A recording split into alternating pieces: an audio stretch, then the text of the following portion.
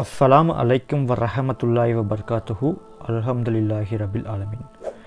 இன்றைக்கி இலியுன்னா என்ன அப்படின்னு நம்ம பார்க்கலாமாங்க. அல்லாஹ் தாலா இந்த இலியுனை பற்றி குரானில் என்ன சொல்லியிருக்கான் அப்படின்னு பார்க்கலாமாங்க இன்ஷா அல்லாஹ். இப்போது அல்லாஹ் தாலா குரானில் சூரா 83வது சூறாவில் 18, 19, 20, 21வது ஆயத்தாக இப்படி சொல்கிறான் பாருங்கள். கல்லா இன்ன கிதாபல் அப்ராரி லஃபி இல்லியின், நிச்சயமாக நல்லோர்களின் பதிவேடும் இல்லியினில் இருக்கிறது. வமா அத்ராக மா இல்லியூன், இல்லியூன் என்பது என்னவென்று உமக்கு எது அறிவிக்கும்? கிதாபும் மர்க்கும், அது செயல்கள் எழுதப்பட்ட ஏடாகும். யஷ்ஹதுஹுல் முர்கபூன், அல்லாவிடம் நெருங்கிய கண்ணியமிக்க வானவர்கள் அதை பார்ப்பார்கள்.